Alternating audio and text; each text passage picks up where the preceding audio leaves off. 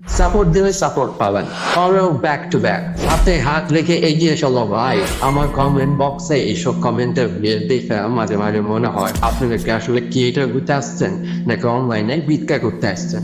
আমার কথা শুনে আয় করতেছে কুয়াটা স্বাভাবিক, কারণ সত্যি কথাটা সবসময় তিতা লাগে। আজকে আমি কাউকে ছোট করতে আসি নাই, বরং আপনার চোখে আঙুল দিয়ে দেখাইতে আসছি যে আপনি কিভাবে নিজের হাতে নিজের পেজটার গোলা টিপা মেরে বলাইতেছেন। আপনি ভাবতেছেন আপনি নেটওয়ার্কিং করতেছেন, আপনি ভাবতেছেন আপনি অ্যাক্টিভ, কিন্তু আমাদের দেশের সো কল্ড অনলাইন গুরুরা আপনাকে যেটা শেখায় নাই, আজকে আমি সেটা সরাসরি আপনাদেরকে বলে দেবো। আগামী কয়েক মিনিটে আমি এইটা প্রমাণ করে দিব যে কেন আপনার 80,000 ফলোয়ার থাকার পরেও ভিউ আসে মাত্র 50টা। আপনি যদি আসলেই অনলাইন ইনকাম রিয়েলিটি বুঝতে চান আর বাংলা ইউটিউব বা ফেসবুক গ্রুপে পেছনের সত্যিটা অর্জন করার সাহস রাখেন, তাহলেই এই ভিডিওটা শেষ পর্যন্ত দেখেন। আর যদি মনে হয় সাপোর্ট খেলে আপনি জাকারবার্গের চোখ বড় হয়ে যাবেন, তাহলে ভাই এখনই ভিডিওটা বন্ধ করা অন্য কারো কমেন্টে গিয়ে ফলো ব্যাক চান। হুদাই এই ভিডিও দেখে আপনার মূল্যবান সময় নষ্ট করার কোনোই দরকার নেই।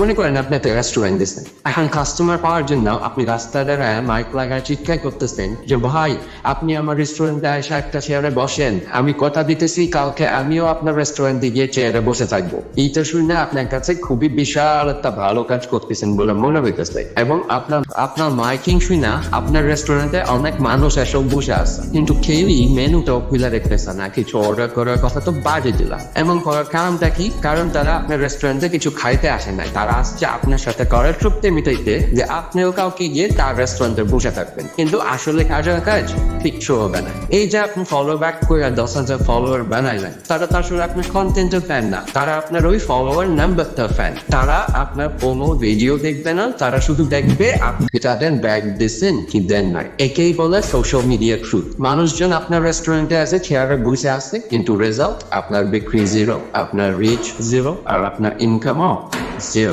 আপনারা ভাবেন অ্যালগরিদম মানে বিশাল কোনো ম্যাজিক, আসলে না। অ্যালগরিদম হলো একটা ধুরন্ধর সেলসম্যান, চায় মানুষ যেন তার দোকানে মানে ফেসবুকে বেশিক্ষণ থাকে। এখন আপনি একটা ভিডিও চালান, ফেসবুক প্রথমে আপনার ওই ফলো ব্যাক করা 50,000 ফলোয়ারের কাছে আপনার ভিডিও পাঠাইলো। এই 50,000 জন ফলোয়ার যারা জাস্ট ব্যাক পাওয়ার জন্য আপনাকে ফলো দিচ্ছে, তারা আপনার ভিডিওটা কখনোই দেখবে না, উল্টা স্ক্রল করে চলে যাবে। ফেসবুক তখন কি ভাববে জানেন? ফেসবুক ভাববে বাপরে নিজের ফলোয়ার তুই ভিডিও দেখে না, বাইরের মানুষের কথা নাই বা বললাম, ব্যাস আপনার ভিডিও ওইখানেই দেন। আর অন্যদিকে আপনি ভাবতেছেন ফেসবুক আপনার শত্রু। না ভাই, আসল কথা হলো ওসব গোস্ট ফলোয়ার জোগাড় করা আপনি নিজের পায়ে নিজে কোরাল মারছেন। এখনকার দিনে অনলাইন মূল মন্ত্র হলো রিটেনশন, মানে মানুষ কতক্ষণ আপনার ভিডিও দেখলো সেটা, যেটা আপনার ওই সাপোর্ট করা ভাইরা আপনাকে কোনোদিন দিবেন।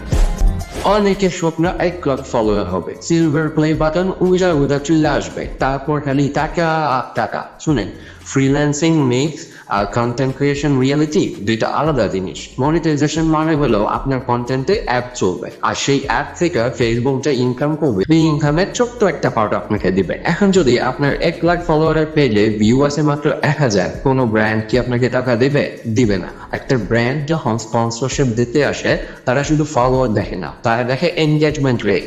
যদি আপনার এসিও হয় 1 লাখ ফলোয়ার বনাম 50টা লাইক, ব্র্যান্ড বুঝবে আপনি হয় ফলোয়ার কিনছেন অথবা এই ফলো ব্যাক গেম খেলছেন। অটোমেটিক্যালি আপনার ভ্যালু মার্কেটে জিরো। সো আপনি কি ডিজিটাল ভিখারি হয়ে থাকতে চান নাকি একদম প্রফেশনাল ক্রিয়েটর হতে চান? সিদ্ধান্তটা। এখন আরেকটা খুব ভয়ঙ্কর কথা বলি, ফেসবুকে একটা সিস্টেম আছে যার নাম অডিয়েন্স কোয়ালিটি সিগন্যাল। আপনার ফলোয়াররা যখন বারবার আপনার ভিডিও ইগনোর করে, ফেসবুক আপনার পেজকে লো কোয়ালিটি মার্ক করে দেয়। এক সময় দেখা যায় আপনার যে 10-12 জন আসল ফ্যান ছিল, তাদের কাছেও আর নোটিফিকেশন যাচ্ছে না, কারণ আপনি পুরো সিস্টেমটাকে কনফিউজ করে দিচ্ছেন। ফলো ব্যাক করা মানে হলো নিজের পেজকে স্লো পয়জনিং করা। একদিন সকালে উঠে দেখবেন 5,000 ফলোয়ার নাই, just Facebook automatically inactive ID গুলাকে ডিলিট করে দিচ্ছে। তখন আপনার কান্না থামাবে কে? ওই ফলো ব্যাক করে সাপোর্ট দেওয়া ভাইরা না, কারণ তারা তখন অন্য কারো কমেন্টে গিয়ে ভিক্ষা করতেছে। আপনার কান্না তখন আপনাকেই মুছাইতে হবে, আর কিভাবে এই কান্না মুছাবেন সেটাই এখন বুঝতেছি।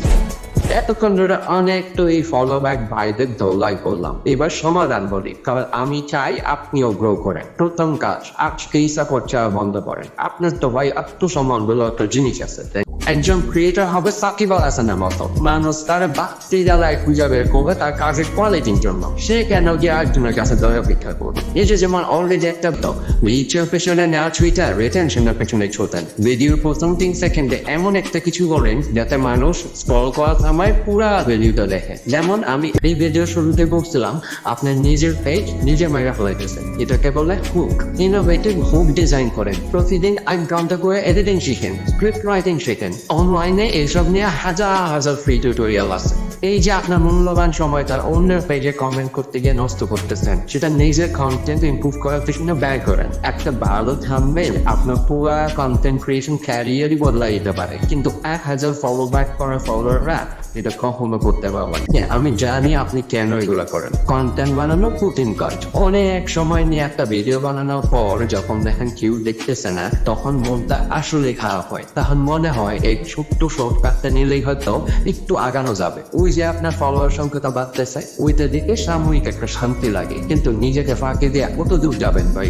দিন শেষে যখন আয়নার সামনে দাঁড়াবেন, তখন কি আপনি নিজেকে একজন সফল ক্রিয়েটর হিসেবে দেখতে চান, নাকি এমন একজন মানুষ হিসেবে দেখতে চান যে অন্যের দয়ার উপর ভরসা বাড়াইছে?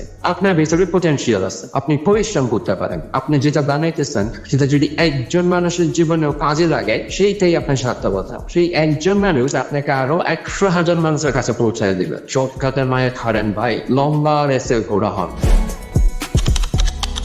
কন্টেন্ট ক্রিয়েশন কোনো টি-20 ম্যাচ না ভাই, এটা টেস্ট ম্যাচ। টিকে থাকতে হবে লম্বা সময়। প্রতি বলেই যদি ডাউন উইকেটে গিয়ে ছক্কা মারতে চান, তাহলে স্টেডিয়ামের বাইরে গিয়ে পড়ে থাকবেন, কেউ আপনাকে চিনবেও না। তো আজকের পর থেকে আমি কারো কমেন্টে সাপোর্ট শব্দটা দেখতে চাই না। কন্টেন্টের দাম থাকলে মানুষ এমনিতেই আপনার মাথায় তুলে আসবে। আজকের এই ভিডিওটা দেখার পর অন্তত একটা কাজ করেন, নিজের পেজটা চেক করেন, কতজন জাস্ট ব্যাক পাওয়ার জন্য আসছে আর কতজন আসলেই আপনাকে ভালোবাসে। এই বাস্তবতা বুঝলেই আপনার অর্ধেক কাজ শেষ। আর আমাকেও যদি ভালোবাসেন, সেটাও আমাকে জানান। যদি মনে হয় আমার আজকের কথাগুলো আপনার কোনো কাজে আসবে, তাহলে আজকে থেকে নিজের স্টাইল বদলান।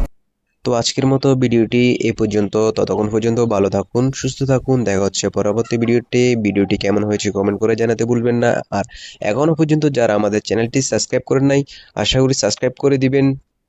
আমাদের ভিডিওটি কেমন লাগেছে আপনার মূল্যবান মতামত প্রকাশ করবেন। ততক্ষণ পর্যন্ত ভালো থাকুন, সুস্থ থাকুন। আল্লাহ হাফেজ।